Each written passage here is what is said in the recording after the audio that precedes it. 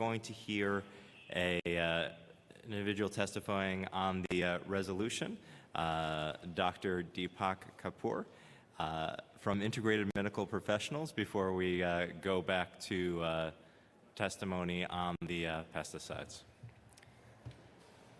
And whenever you're ready, you may begin.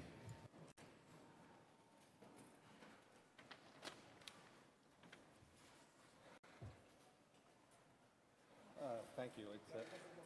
First one? Okay, there we go.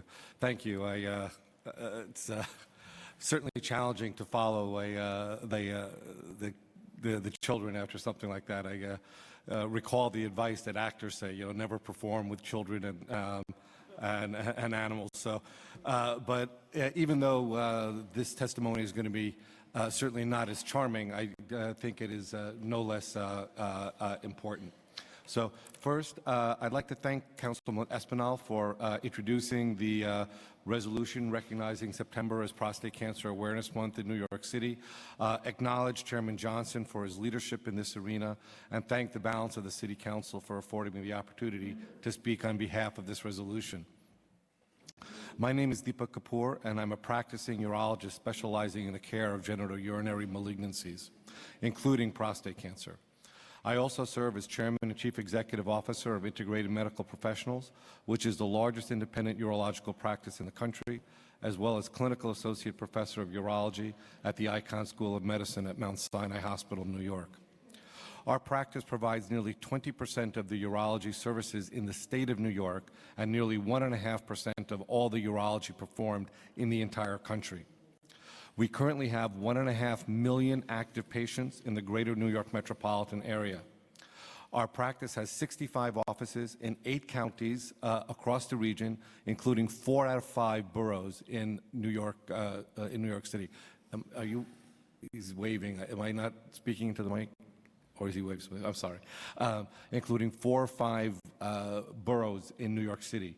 We are proud to have offices in underserved areas in the region, and our doctors practice at 75 of the leading hospitals in the area, including safety net hospitals. Prostate cancer is particularly relevant to us. Our group diagnoses and treats more prostate cancer than any other practice in the United States.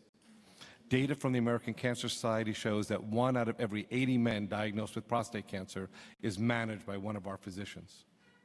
Prostate cancer is the most commonly diagnosed tumor in men, and despite advances in diagnosis and treatment, remains the leading cause of cancer death nationwide. This is particularly true in New York. The New York State Department of Health reports that prostate cancer accounts for more than 1/4 of new cancer diagnoses in the state and over 10% of all cancer deaths in New York. This year, over 10,000 New Yorkers will be diagnosed with prostate cancer, and tragically, nearly 1,600 men will succumb to their disease. The real tragedy beyond that is that when detected early, prostate cancer is almost always curable. The issue of prostate cancer awareness is particularly relevant at this time.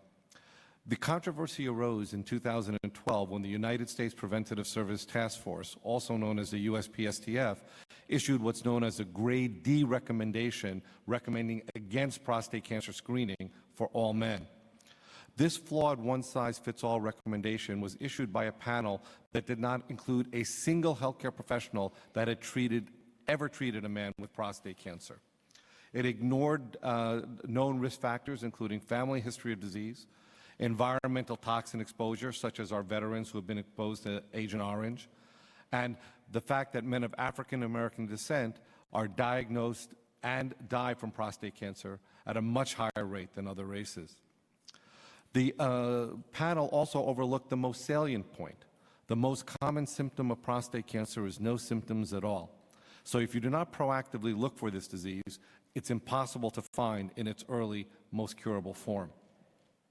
When the USPSTF issued its recommendation, urologists nationwide, myself included, warned about possible public health repercussions that could ensue. Our fears have materialized, and much sooner than we had thought. In the few years since the recommendation was issued, we have screened fewer men and diagnosed fewer men with prostate cancer.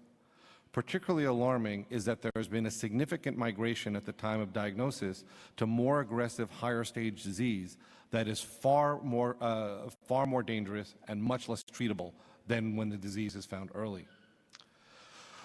Over the last 5 years since the USPSTF, there's been nationwide recognition that we have a continued obligation to educate our citizens about the importance of early detection of prostate cancer.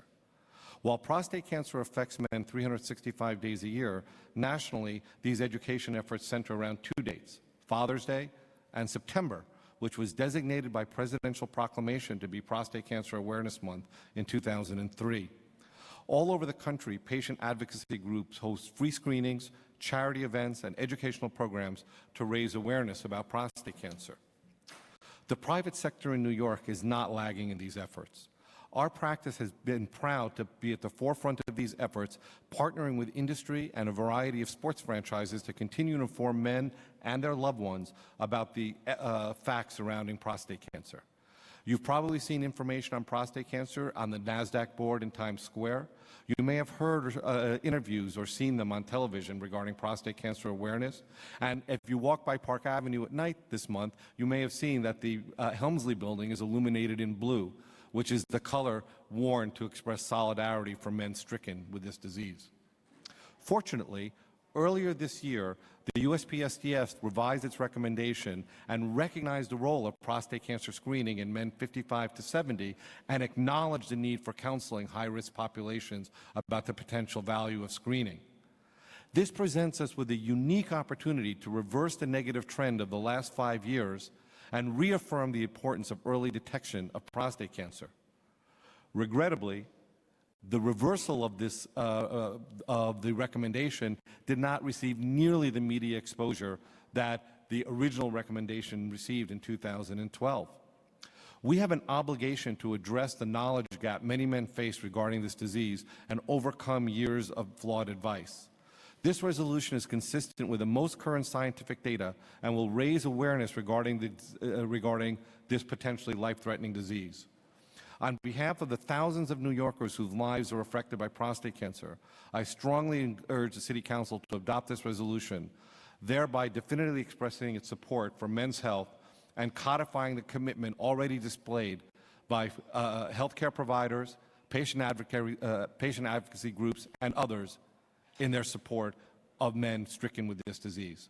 I thank you for your time. I'd be happy to take any questions that you might have. I think you gave great testimony. I'm impressed by the magnitude of your practice and the